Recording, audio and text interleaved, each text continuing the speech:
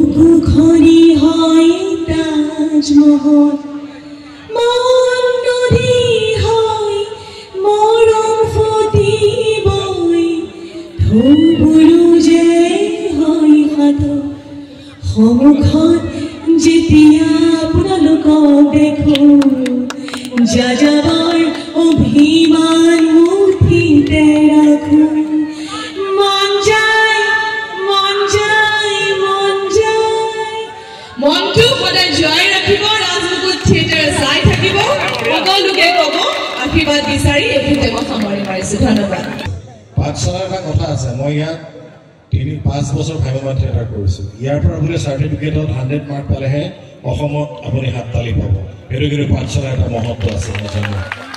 ইয়াত বিখ্যাত নাট্যকাৰৰ নাটক কৰিছোঁ আপোনালোকৰ হাত চাপৰি পাইছিলোঁ খালি এইটো নাভাবিব যে গামোচা দিলে কাৰণে মই অভিনয় লাইনৰ পৰা বিদায় ল'ম মিছা কথা আকৌ আহিম ভাগৱত থিয়েটাৰ লগতে নিশিতাকো কৈছোঁ আমি আহিম দুয়ো একেলগে যদি নিশিতাই মন কৰে আমি ভাগৱত থিয়েটাৰত আকৌ আহিম আকৌ আপোনালোকৰ পৰা হাত চাপৰি আমি আদায় কৰিম মোৰ দৃঢ় বিশ্বাস আৰু এটা কথাই ভাল লাগিছে ৰাজেশ ভূঞা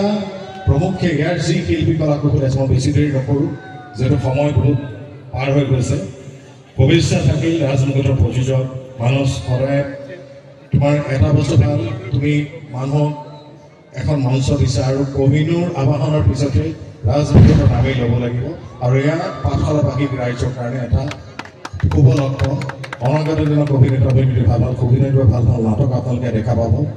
আৰু বিশেষ একো নকওঁ পুনৰ শুভেচ্ছা জনাইছোঁ 9টা মাহৰ কাৰণে সকলো শিল্পী কলাকুশলী ওলাইছে ইয়াত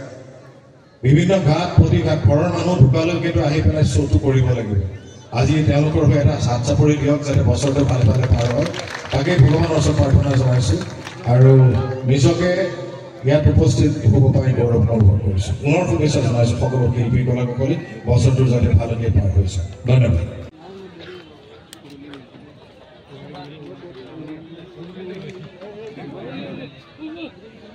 Yo.